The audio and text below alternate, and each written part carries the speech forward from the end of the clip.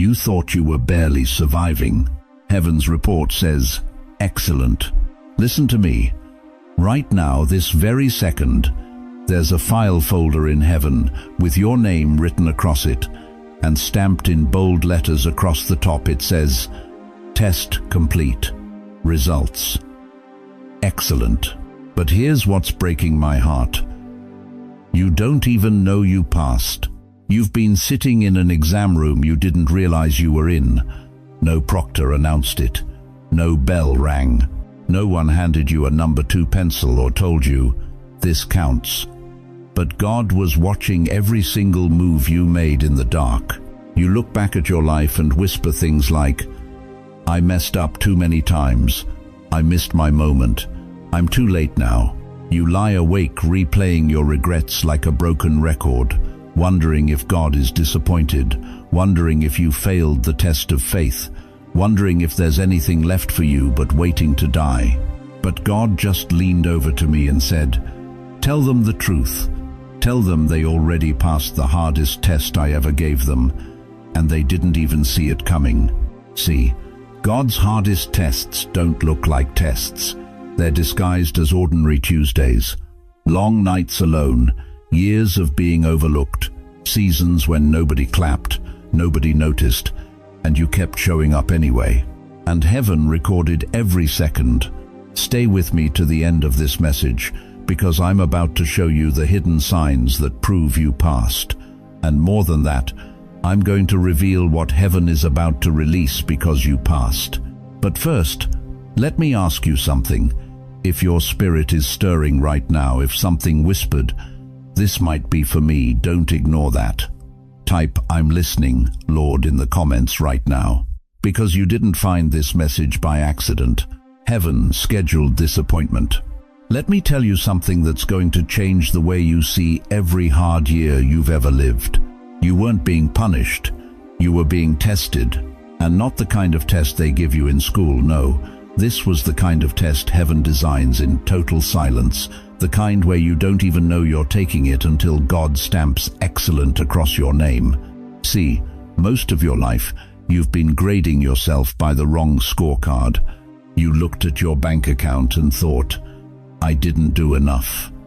You looked at how quiet your phone is now and thought, I don't matter anymore. You looked at your body, the pain in your knees, the weight of these years, and whispered to yourself, I'm just waiting to go home. But listen to me, chosen one. Heaven wasn't grading you on any of that. Heaven was watching something else entirely. God was watching what you did on the ordinary Tuesdays of your life. The mornings you woke up with that ache in your chest, grief, loneliness, regret, and you still got out of bed. The nights you sat alone at the kitchen table, praying through tears nobody saw, trusting God even when he felt a million miles away. The years you spent caring for a sick spouse, changing sheets, administering medicine, holding their hand while your own heart was breaking. Nobody gave you a medal, nobody wrote an article, nobody even said thank you most days. But heaven recorded every single moment. You see, God's hardest tests don't come with flashing lights and cameras. They don't come with applause or recognition. They come disguised as the most unremarkable parts of your story. And that's exactly why most people miss them. Let me paint you a picture.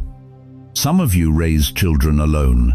You worked 2 jobs, came home exhausted, helped with homework, made dinner, kept the lights on, and somewhere along the way, you wondered if God even noticed. Now those kids are grown. Maybe they call once a month, maybe less. And you sit there thinking, was it all for nothing? Heaven's answer? Excellent. Some of you stayed at jobs that never promoted you, never appreciated you, never gave you the raise you deserved. But you showed up on time. You didn't steal. You didn't gossip. You treated people right even when they didn't treat you right. And when you retired, there was no party, no plaque, no standing ovation. Heaven's answer? Excellent. Some of you have spent the last 10, 20, 30 years sitting in what feels like God's waiting room. You prayed for healing, it didn't come. You prayed for reconciliation, the phone never rang. You prayed for breakthrough, and all you got was silence. And somewhere in that waiting, bitterness tried to take root. Anger knocked on your door every single night. But you made a choice. A quiet choice. A choice nobody saw. You chose to keep trusting anyway. And heaven stood up and applauded. Because the hardest test God ever gives is not preaching on a stage in front of thousands. It's forgiving someone who never said they were sorry. It's choosing not to become bitter when life didn't turn out the way you planned. It's whispering, "I still believe." You, God, when everything around you screams that He forgot about you. That's the test. Now here's what I need you to understand. People graded you by money, by status, by how loud your life looked, by how many people showed up to your birthday party, or how full your calendar was. But God graded you by what you did when nobody was looking. Hebrews 6:10 says it plain. God is not unjust. He will not forget your work and the love you have shown Him, as you have helped His people and continue to help them. Read that again. He will not forget. Every time you showed up, every time you chose kindness over cruelty, every time you honored your word when breaking it would have been easier. Every moment you stayed faithful in the dark, God saw it, God recorded it, and God marked it down as excellent. You've been living in an exam room you didn't even know existed. Heaven has been watching the quiet Tuesdays, the lonely Fridays, the aching Sundays. The surveillance of heaven isn't intrusive, it's intimate. God wasn't looking for perfection. He was looking for persistence. And you gave it to Him. Some of you right now are sitting there thinking, "But I made so many mistakes. I failed so many times. How could I have passed?" Let me tell you something that's going to set you free.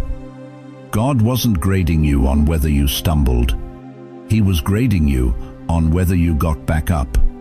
The test wasn't about never falling. The test was about refusing to stay down. David fell. Abraham lied. Moses lost his temper. Peter denied Jesus 3 times in one night, and yet God called every single one of them faithful, not because they were flawless, but because they kept coming back. Because when they messed up, they didn't run from God, they ran to Him. That's what you did, and that's why you passed. Now, in just a moment, I'm going to show you the one decision, one tiny hidden decision you made years ago that changed your entire score in heaven. Most of you don't even remember making it, but it's the reason God is about to release something supernatural over your life right now. Don't miss that part. But before we go there, I need you to do something. If this is speaking to the story of your life, if you're beginning to see that maybe, just maybe, your life wasn't wasted, I want you to type these 4 words in the comments. My life is not wasted. Say it by faith. Say it even if you don't fully believe it yet. Because when you speak it, something shifts. Heaven hears it, hell hears it, and your own spirit hears it. So go ahead, type it now. My life is not wasted. Because what I'm about to show you next is going to prove it beyond any shadow of doubt. Let me tell you about a woman I met not long ago. We'll call her Mary. She's 68 years old, lives in a small rent-controlled apartment in Brooklyn, 3rd floor, no elevator. Every morning she wakes up at 5:47 a.m., not because she sets an alarm, but because her body won't let her sleep past that anymore. Mary lost her husband 6 years ago. Heart attack, no warning. One day he was complaining about the coffee being too weak. The next day he was gone. Her 2 children moved to California and Texas. They call maybe twice a month if she's lucky. Christmas cards, birthday texts, that's about it. For 32 years, Mary worked at a hospital cafeteria. She wasn't a nurse. She wasn't a doctor. She served mashed potatoes and green beans to people who never looked her in the eye. Nobody knew her name. Nobody asked about her day. She clocked in. She clocked out. She went home to an empty apartment that still smells like his cologne, even though she washed the sheets 100 times. And at night, when the city finally goes quiet and the sirens fade, Mary stares at the ceiling and whispers the same question over and over. Did I do anything right? Now here's what breaks my heart. Mary has no idea, absolutely no idea, that heaven has been recording her life like the most important film ever made. She thinks she's a extra, a background character, someone who showed up, filled space, and will be forgotten. But God is saying something totally different, because here's what Mary doesn't see. 3 years ago, her daughter called her drunk at 2 a.m., screaming cruel things, blaming Mary for everything wrong in her life. And Mary, tired, heartbroken, 70 pounds lighter than she used to be, she didn't scream back. She didn't curse her out. She whispered, "I love you, baby. I'm praying for you." Then she hung up and wept into her pillow for an hour. Heaven recorded that. 2 years ago, a woman at her church, someone who had gossiped about her, someone who had made her feel small, that woman's husband died. And Mary, with her tiny pension check, baked a casserole, walked 4 blocks in the cold, and left it on that woman's doorstep with a note that said, "You're not alone." Heaven recorded that. Last winter, when her rent went up and she had $12 left until the end of the month, she saw a homeless man shivering outside the bodega. She gave him 8 of those $12. She ate rice and butter for 3 days. Heaven recorded that too. You see, Mary thought these were small things, forgettable moments, little acts that didn't matter in the grand scheme of life. But listen to me carefully. God's hardest tests don't come with trumpets and announcements. They come disguised as ordinary Tuesdays. They come wrapped in loneliness, betrayal, and the kind of pain that makes you want to quit caring altogether. And the test is simple. Will you still love when love costs you everything? If your life was a movie, the most heroic scenes wouldn't be the ones where you looked strongest. They'd be the moments when you were broken in half and still chose forgiveness, when you were empty and still gave, when you were forgotten and still showed up. That's the test. And most people don't even know they're taking it. Romans 5:3-4 says it like this. We glory in our sufferings because we know that suffering produces perseverance. Perseverance, character, and character, hope. You thought suffering was punishment.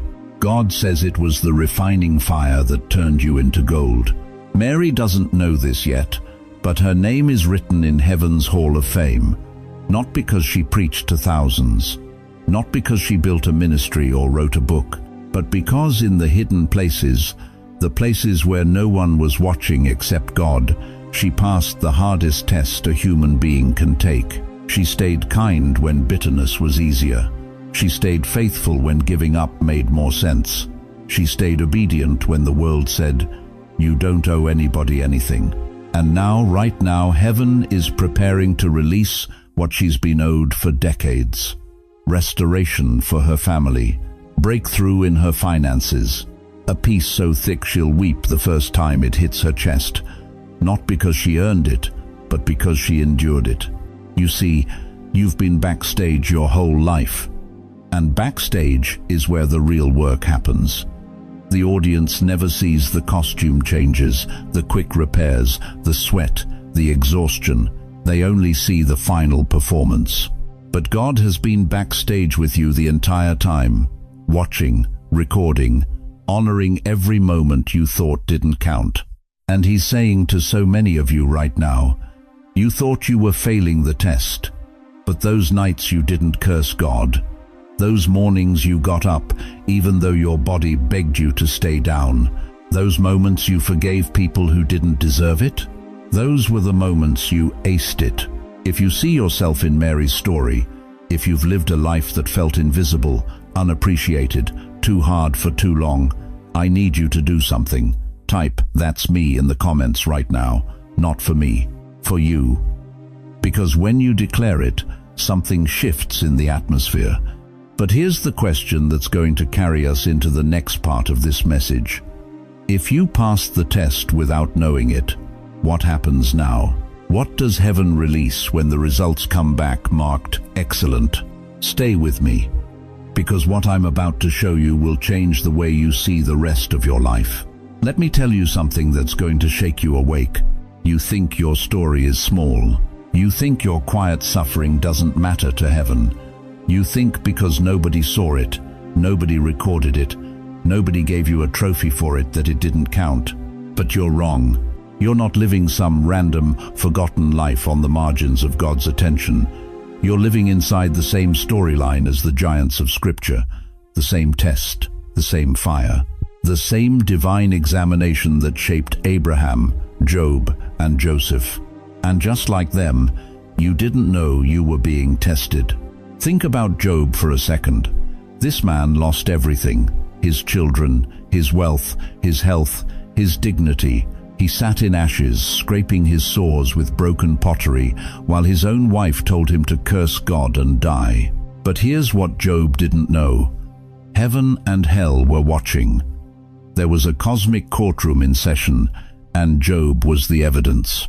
He didn't get a memo that said, "Congratulations, you're now the centerpiece of the greatest spiritual test in history." He just woke up one day and everything was gone. Sound familiar? How many mornings did you wake up and everything felt gone? Your health, your spouse, your purpose, your hope. And nobody told you this was a test. Nobody said, "Hold on, because eternity is watching how you respond." But God was watching. Every tear, every prayer you whispered through clenched teeth, every moment you refused to curse him, even when cursing him would have felt like relief. Heaven recorded it all. Now look at Abraham. God told him to take his son, his miracle son, the one he waited 100 years for, up a mountain and kill him. Can you imagine? The test wasn't announced. There was no angel standing at the base of Mount Moriah with a clipboard saying, "Abraham, this is your final exam." No. God just gave the command and waited to see what Abraham would do when obedience stopped making sense. That's exactly where you've been, isn't it? You've been asked to let go of things that made no sense to let go of. You've been asked to trust when trust felt like insanity. You've been climbing your own mountain with a knife in your hand and a broken heart in your chest, wondering why God would ask this of you. But you kept climbing. You didn't quit. You didn't turn back. And heaven stamped your file, faithful in the absurd. And then there's Joseph, 17 years old, dreaming dreams from God, anointed for greatness and then betrayed by his own brothers, sold into slavery, falsely accused, thrown into an Egyptian prison, and forgotten for years. Nobody told Joseph, "Hey, this dungeon is actually part of your divine curriculum. This isn't punishment, it's preparation." For 13 years, Joseph had no idea he was passing the test. He just kept showing up with integrity.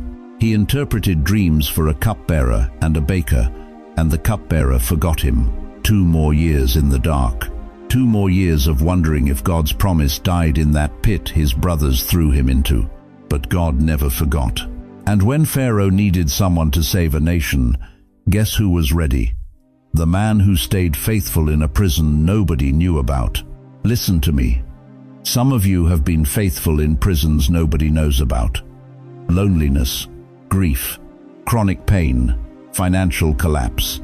You've been faithful in basements and hospital rooms and midnight kitchens where you cried so hard you thought your chest would crack open. And you thought it didn't count because it wasn't public. But let me tell you God's grading criteria. It's not what the world measures. It's not how loud you prayed or how many people saw you suffer. God grades on 3 things. Trust in pain. Did you still believe him when it hurt? Obedience when it made no sense. Did you keep moving forward even when the path looked insane? Integrity when compromise would have been easier. Did you do the right thing even when no one was watching? If you can say yes to any of those, you passed. Here's the mystery. Gold doesn't know when it's in the final stage of being purified. It just feels the heat. The refiner knows.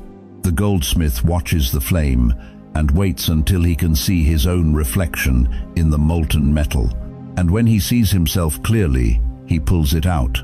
You've been in the fire. You thought you were being destroyed. But God was watching for his reflection. And the moment he saw his character forming in you, his patience, his endurance, his unshakable trust, he smiled and said, "Excellent. The test is complete." Sometimes heaven is in session while you're just trying to survive another Tuesday. So here's what I need you to understand. You didn't fail. You didn't miss it. You didn't fall short. You were in the same examination room as the heroes of the faith, and you responded the same way they did. You trusted when it hurt. You obeyed when it made no sense. You stayed faithful when no one was watching. And now, in just a few moments, I'm going to lay out 3 clear signs that heaven has already stamped your life with excellent. You might be shocked at how many of these signs you carry right now. But first, I need to ask you a question that's going to determine everything about how you receive what's coming next. Do you believe that your hidden years, your silent suffering, your overlooked obedience actually mattered to God? Because if you can say yes to that, you're about to step into a revelation that will rewrite how you see your entire life. Now listen close, because what I'm about to show you is going to flip everything you thought about your life. For years, maybe decades, you've been carrying a silent verdict in your heart. You've been telling yourself, "I failed, I didn't measure up, I let God down." You've replayed your mistakes so many times they've become the soundtrack of your soul. But heaven has been keeping a different record. And today, I'm going to show you the signs that prove you already passed the hardest test God ever gave you. These aren't the signs you were looking for. They're not dramatic. They're not Instagram-worthy. But they're stamped with heaven's approval. And once you see them, everything changes. Sign number 1. You didn't walk away from God, even when you were angry. Let me ask you something. How many nights did you cry yourself to sleep asking God, why? Why did you let this happen? Why didn't you stop it? How many times did you shake your fist at heaven and say, "I don't understand you anymore"? You think that was failure. Heaven calls it faithfulness. See, the enemy wants you to believe that doubt is the opposite of faith, but that's a lie. The opposite of faith is walking away, and you didn't walk away. You might have yelled, you might have questioned, you might have cried until there were no tears left. But when the sun came up the next morning, you were still there, still praying, still believing, still holding on to a God you couldn't see. Job lost everything, his children, his health, his wealth. And he said in Job 13:15, "Though he slay me, yet will I trust him." That's not blind optimism, that's battle-tested faith, and that's exactly what you've been living. You stayed in the ring when every fiber of your being wanted to quit. Heaven wrote it down. Test passed. Sign number 2. You chose mercy when revenge would have felt better. Somebody hurt you. I don't need to know the details because God already does. Maybe it was a child who abandoned you. Maybe it was a spouse who betrayed you. Maybe it was a friend who turned their back when you needed them most. And you had every right, every human right to strike back, to curse them, to make them pay. But you didn't. Instead, you did something that defied every natural instinct. You held your tongue. You chose silence when slander would have been justified. You prayed for them when bitterness was knocking at your door. And listen to me. Every single time you made that choice, heaven recorded it. Jesus said in Matthew 5:44, "Love your enemies and pray for those who persecute you." You thought you were just trying to survive the pain, but God was watching you practice the hardest commandment he ever gave. Every time you chose forgiveness over fury, every time you picked mercy over malice, heaven stamped your file. Test passed, grade, excellent. You know what the enemy wanted? He wanted you bitter, twisted, poisoned by unforgiveness. But you refused. And that refusal wasn't weakness. That was spiritual warfare at the highest level. Sign number 3. You kept serving and giving when no one applauded. Let me paint a picture. You've been showing up for years. You cooked meals no one thanked you for. You visited people in hospitals, in nursing homes, in their lonely apartments. You prayed for people who never knew you were praying. You gave money, you gave time, you gave pieces of your heart, and nobody posted about it. Nobody gave you an award. Nobody put your name on a plaque. And in your quiet moments you wondered, does any of this even matter? Heaven is answering that question right now. It matters more than you could ever imagine. Jesus said in Matthew 6:3-4, "When you give to the needy, do not let your left hand know what your right hand is doing, so that your giving may be in secret. Then your Father, who sees what is done in secret, will reward you."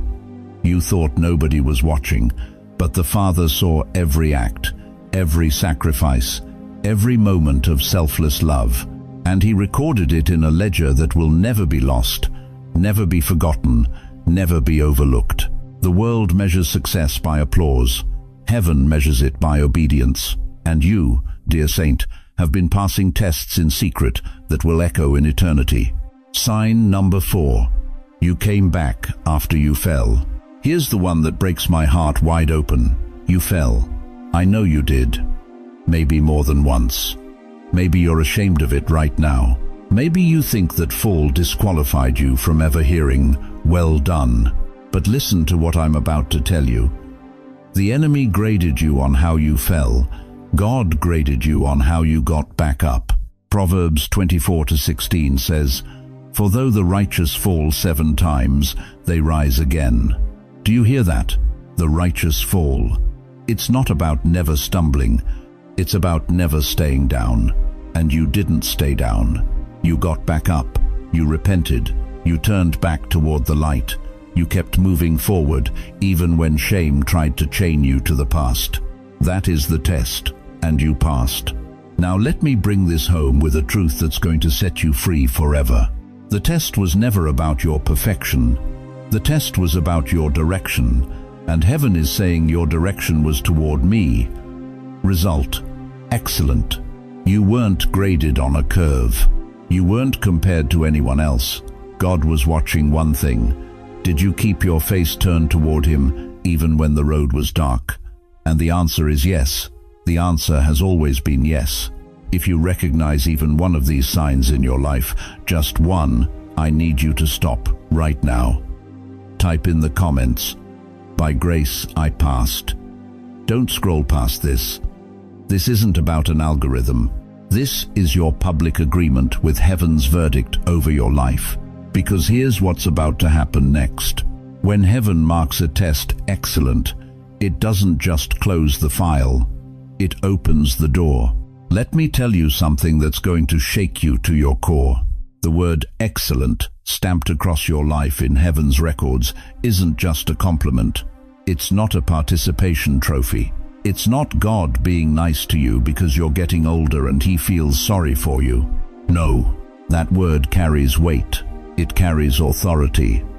It carries consequences you haven't even begun to see yet. Because in heaven's economy, excellent doesn't mean what you think it means. Down here on earth, we've been taught that excellence looks like youth. It looks like speed. It looks like being the first, the fastest, the loudest. It looks like a big house, a fat bank account, and a crowd of people clapping for you while you're still breathing. That's earth's metric. But heaven? Heaven measures differently. Heaven measures faithfulness when nobody's watching. Heaven measures love when it costs you everything. Heaven measures endurance when your knees are shaking and your heart is breaking, and you whisper, "One more day, Lord. Just help me make it one more day." And you did. For 40 years, 50 years, 60 years. Some of you have walked with God longer than most people live. You've prayed prayers in the dark that nobody ever heard. You've given money you couldn't afford to give. You've forgiven people who never even said they were sorry. You've shown up to church on Sundays when your body screamed to stay in bed. You've raised children who walked away, and you kept praying anyway. You've buried spouses, buried dreams, buried pieces of yourself, and still, you didn't curse God. You don't see it as excellent. You see it as barely surviving. But heaven sees it differently. Today, right now, God is reading your life back to you with honor. Imagine this scene with me. Close your eyes if you need to. Picture the throne room of heaven. The angels are there, the elders, the saints who've gone before, and Jesus himself, stands up from his seat. He looks at your file. He opens it, and he reads your name out loud. Then he says it. Well done. Not good try. Not I guess that'll do. Not you could have done better. Well done. And the moment those words leave his lips, the entire throne room erupts. Angels who've watched you for decades start clapping. Saints who interceded for you when you didn't even know you needed it, begin to cheer. And the Father, your Father, smiles. Not because you were perfect, because you were faithful.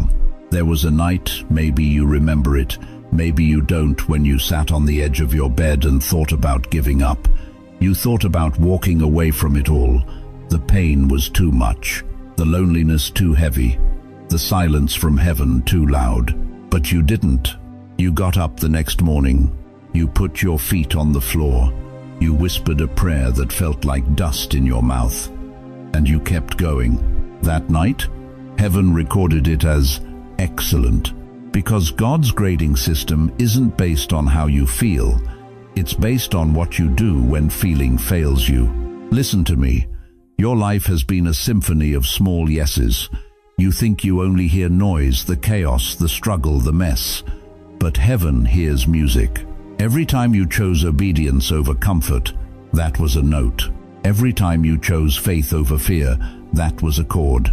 Every time you whispered, "Yes, Lord," when everything in you wanted to scream, "No," that was a crescendo. And now, after all these years, heaven is playing your song back to you. You've been walking across a stage you didn't know existed. No spotlight, no announcer, no crowd. Just you and God in the quiet, in the ordinary, in the mundane.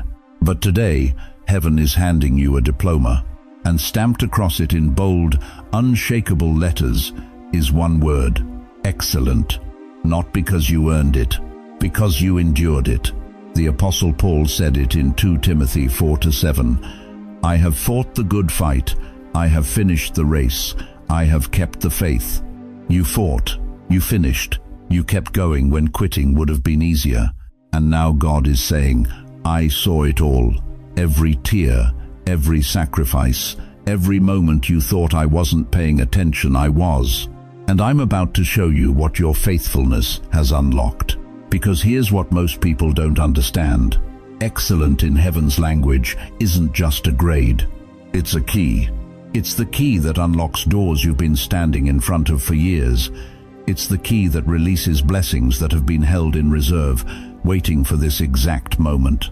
It's the key that activates the next chapter of your life, the chapter you thought you were too old to have. God doesn't hand out excellent and then send you home to die. He hands out excellent and says, "Now watch what I do with the time you have left." So, let me ask you something. Are you ready to see what this result is about to unlock? Because what's coming next isn't just theory. It's not just inspiration. It's activation.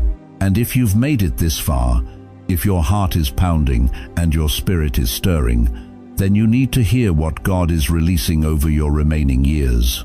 Because the test is over. The results are in. And now comes the reward. Now let me tell you what happens when heaven stamps excellent over your name. Because this isn't just about validation. This isn't just God patting you on the head and saying, "Good job, now go sit in the corner and wait to die." No, when God declares you passed his hardest test, he doesn't retire you, he releases you. And what he's about to release in your later years will shock you. Listen closely. If you're still breathing, heaven still has chapters to write. Your story didn't end when you turned 65. It didn't end when your spouse died. It didn't end when you retired from your job or when your kids stopped calling as much. Those weren't endings. Those were transitions into the assignment God has been preparing you for your entire life. See, the enemy wants you to believe the lie that your best years are behind you, that you're too old to matter, too tired to be used, too overlooked to make a difference. But I'm here to tell you that's a demonic whisper designed to steal the harvest God planted 50, 60, 70 years ago. Because some crops only appear at the end of the season. You are that kind of crop. Let me show you what this excellent result is unlocking right now in your life. First, new peace in places where you had torment. For decades, you've carried weights you never named out loud. Regrets that woke you up at 3 a.m. Shame over choices you made in your 20s that you've been apologizing for ever since. Fear that you wasted your life. Fear that God is disappointed. Fear that you failed your children, your marriage, your calling. But listen to what Philippians 4-7 says. And the peace of God, which surpasses all understanding, will guard your hearts and minds in Christ Jesus. That peace, the kind that doesn't make logical sense, is being released over you right now because you passed the test. You endured when endurance was all you had. And now God is replacing torment with rest. The war in your mind is ending. The condemnation you've carried like a 50-pound weight on your back, heaven just lifted it off. You're going to sleep deeper. You're going to wake up lighter. The anxiety that's been your constant companion for 40 years is about to lose its grip, not because your circumstances changed, but because heaven declared, they passed. Now give them peace. Second, rest in your soul, less striving, more assurance. You've spent most of your life trying to prove something, prove you were good enough, prove you were faithful enough, prove you deserved God's love, and the striving nearly killed you. But Matthew 11:28 says, "Come to me, all who labor and are heavy laden, and I will give you rest." God is done with you trying to earn what he already gave you. This excellent stamp isn't something you worked for. It's something he saw in you when you didn't even know you were being tested. And now he's saying, stop striving, start resting. You already made it. This is the season where you stop white-knuckling your faith and start receiving it like a gift. You stop performing and start being.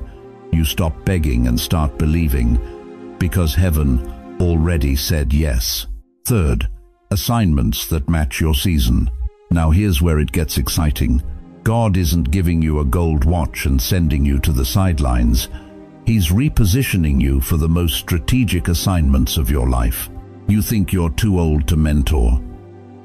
There's a 25-year-old woman about to walk away from her marriage who needs to hear your story of reconciliation. You think you're too tired to pray. There's a spiritual battle raging over your grandchildren that only your intercession can break. You think your wisdom doesn't matter. There are younger believers drowning in confusion who need the clarity only 70 years of walking with God can provide. Titus 2:3-4 says it clearly. Older women likewise are to be reverent in behavior, that they may train the young women. Older men, you are called to be examples of sound faith, love, and steadfastness. God aged you perfectly for this moment. Your wrinkles are credentials. Your scars are sermon notes. Your limp is proof you survived battles others will face. You are not too old. You are perfectly positioned. Fourth, surprising restoration. And here's what you didn't expect. God is about to restore things you thought were dead forever.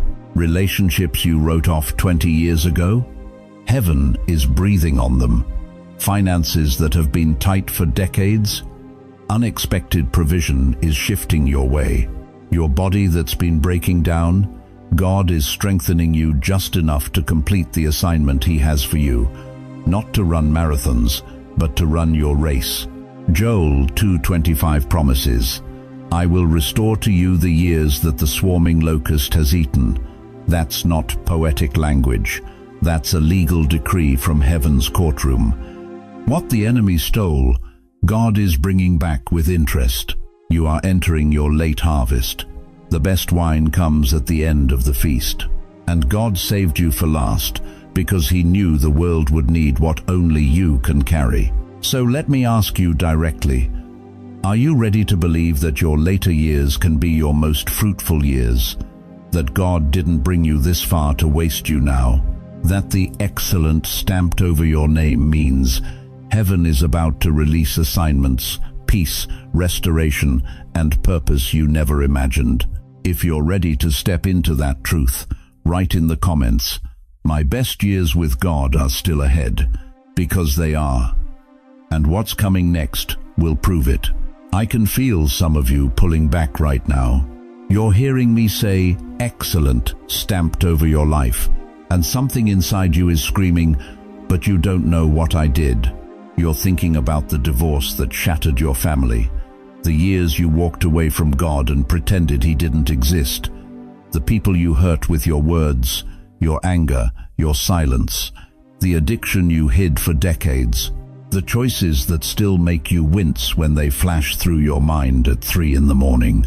And you're sitting there whispering, "How can God call my life excellent when I failed so badly?" Dear one, let me sit with you in that pain for a moment, because what you're feeling is real. The regret is real.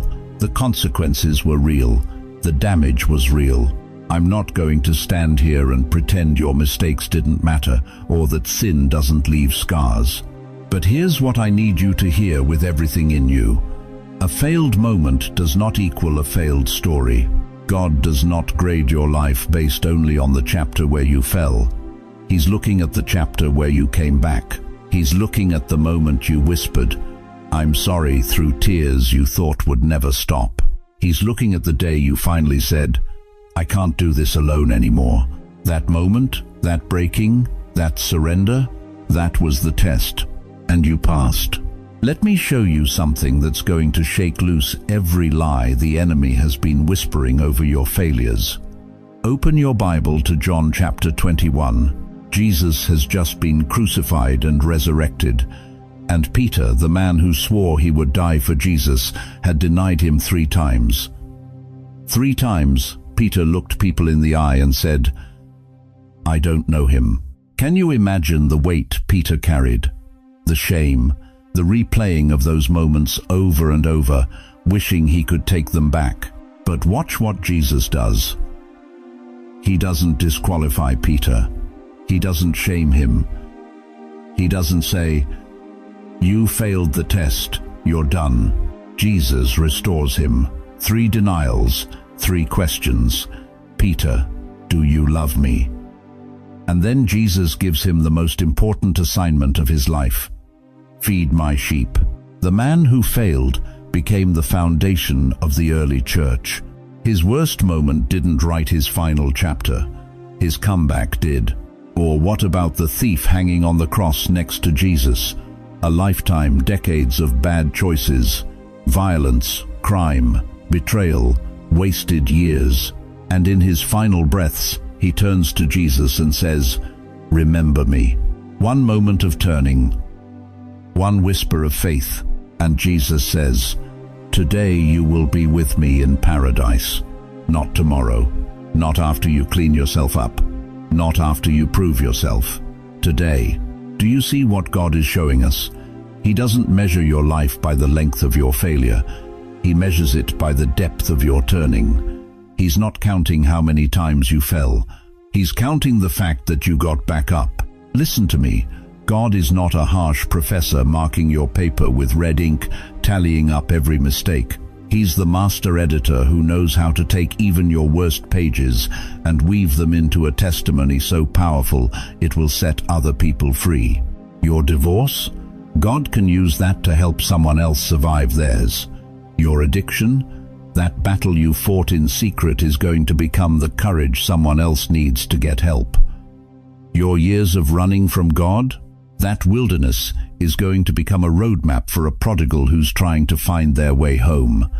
God's hardest test sometimes cuts deep like surgery. It hurts. It exposes things you didn't want to see. It humbles you. It breaks you open. But here's the mystery. It heals what would have killed you if left untreated. That breakdown you had?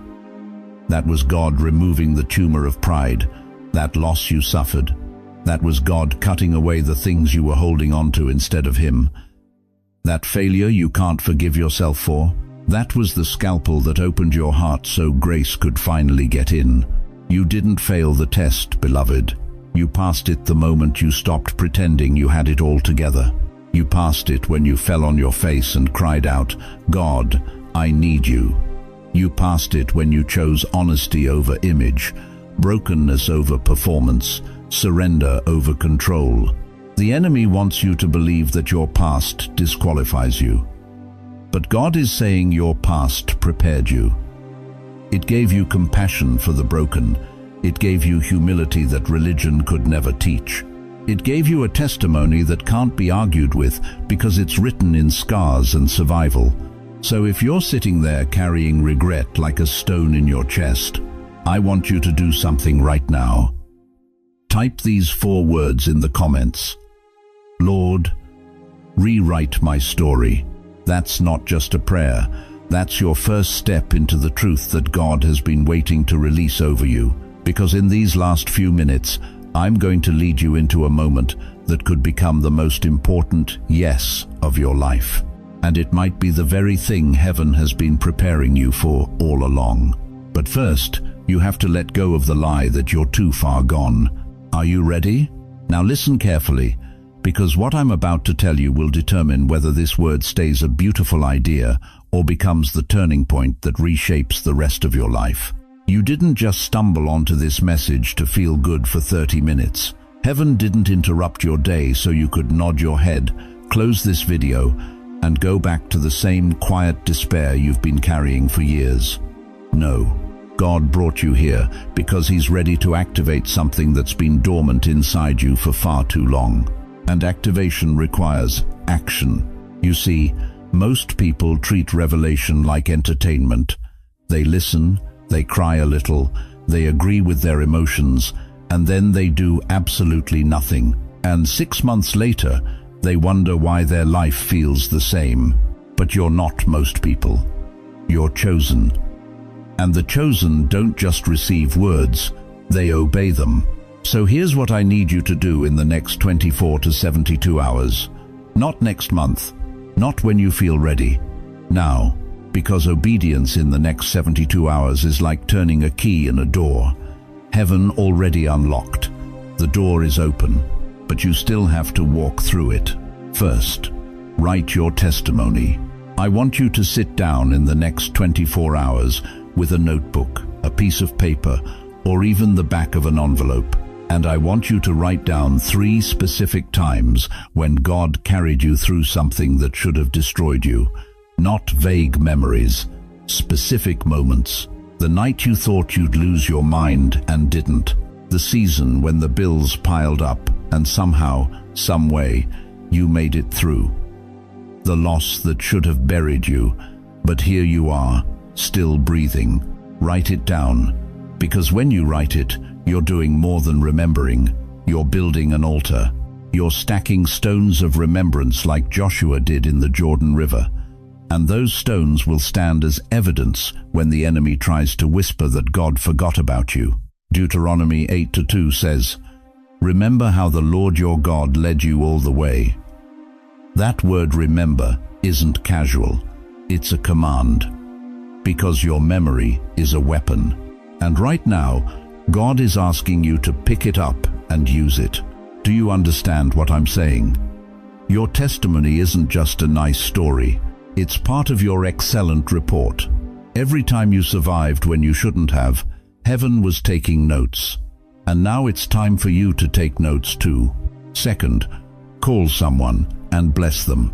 In the next 48 hours, I want you to reach out to one person, a son, a daughter, a grandchild, a neighbor, someone God puts on your heart, and I want you to speak life over them. Not a sermon, not a guilt trip, just a blessing. Call them and say, I've been thinking about you, and I just want you to know I'm proud of you. Or, I see strength in you that maybe you don't see in yourself. Or simply, I'm praying for you, and I believe God has something great ahead for you. You have no idea the power your words carry. You've lived long enough to earn authority. You've survived enough to carry weight. And when you speak blessing over someone else, you're doing exactly what God did over you when He stamped excellent across your file. Proverbs 18:21 says, "Death and life are in the power of the tongue." That means your voice carries creative force. And in the next 48 hours, I'm asking you to use it to build, not to tear down, to bless, not to criticize, to breathe hope into someone who might be suffocating under doubt. Because here's the truth. The moment you start pouring out, God starts pouring in. The moment you bless someone else, heaven activates the blessing over you. Third, dedicate your remaining years. This one might sting a little, but I need you to hear it. You don't have forever. None of us do.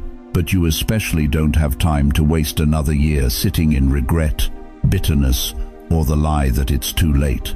So, in the next 72 hours, I want you to have a conversation with God, out loud if you can. And I want you to say this: Father, whatever time I have left, it's yours. Every day, every hour, use my pain, use my wisdom, use my story. I'm not done yet, and neither are you. Romans 12:1 says, "Present your bodies as a living sacrifice, holy and acceptable to God, which is your reasonable service." Listen to that word, reasonable. It's not extreme to give God the rest of your life. It's reasonable. It makes sense, because He gave you every breath you've taken up until now. And when you dedicate what's left, something supernatural happens. Doors you thought were closed start to crack open. Opportunities you thought passed you by circle back around. Energy you thought was gone starts to return, because God doesn't waste surrendered time. Fourth, re-engage with your calling. Maybe it's prayer. Maybe it's serving at your church. Maybe it's writing letters of encouragement. Maybe it's singing. Maybe it's just sitting with people and listening to them when nobody else will. Ask God this question in the next 72 hours. Lord, what do you want me to do with what I've learned? And then be quiet. Listen. Pay attention to what He puts on your heart, because your calling didn't expire when you turned 65 or 70 or 80. Your calling is alive as long as you are. Psalm 92:14 says, "They shall still bear fruit in old age. They shall be fresh and flourishing." Fresh, flourishing, in old age. That's not a metaphor. That's a promise, and it's yours if you'll reach out and take it. So here's what I need you to do right now. If this word is for you, don't just disappear into the void. Like this video, subscribe if you haven't, and share it with one other person who thinks they've failed God, because they need to hear this just as much as you did. And in the comments, I want you to write 4 words. Excellent by grace. Write it as your agreement with heaven. Write it as your declaration that you receive this word. Write it so the enemy knows you're not backing down. Because the next 72 hours aren't just another 3 days. They're the beginning of everything God has been preparing you for. Chosen one, we've walked a long road together tonight. And now, before you close this page, before you turn off the screen, I need you to hear this one more time, not from me, but from the throne room itself. You did not live a wasted life. God's hardest test came quietly, without announcement, without warning. And by His grace, in His strength, through tears you thought no one saw you past. Let that sink in. Not almost, not barely. You passed. Now I want to do something with you. Right here, right now, in your living room, in your bedroom, wherever you are, I want to pray over you. Because some of you haven't been prayed for in years.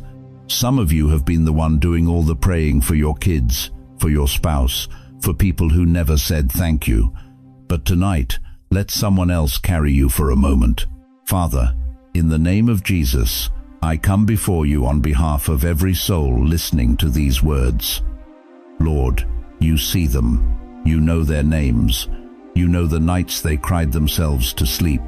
You know the mornings they woke up with nothing left but your name on their lips. You know the decades they gave raising children, working jobs that didn't appreciate them, sitting in hospital rooms, burying people they loved, standing in empty houses that used to be full. God, I'm asking you tonight, heal the regret, heal the shame, heal the voice that keeps whispering, you should have done more, you should have been better.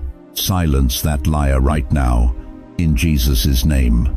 And Father, I'm asking you to release something new, not because they're young, not because they have all their strength back, but because you still have plans for them. Jeremiah 29:11 says, For I know the plans I have for you, declares the Lord, plans for welfare and not for evil, to give you a future and a hope.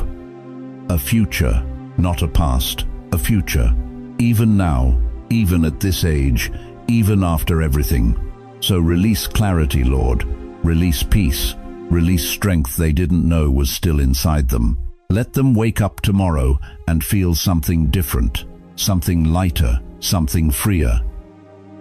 Let them know, deep in their bones, that you are not done with them yet.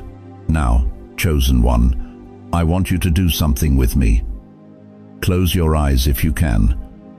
I want you to picture something. Picture Jesus standing in front of you right now.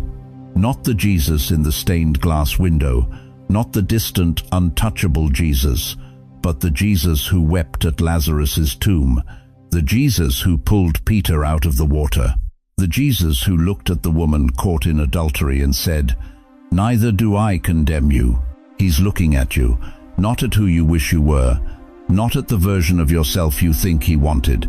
He's looking at you with all your scars, all your mistakes, all your failures, all your years. And I hear him say this, You stayed. When everyone else walked away, you stayed. When the world told you to give up, you kept trusting. When your body got weak, your faith got stronger. Result, excellent. Do you hear that? Heaven is not disappointed in you. Heaven is proud of you. While you're sitting in that chair, while you're lying in that bed, while you're standing in that kitchen, there is a standing ovation happening in heaven with your name on it. Angels are applauding. The saints who've gone before are cheering. And the Father himself is smiling over you with a joy you cannot even comprehend. This word tonight is like a seal.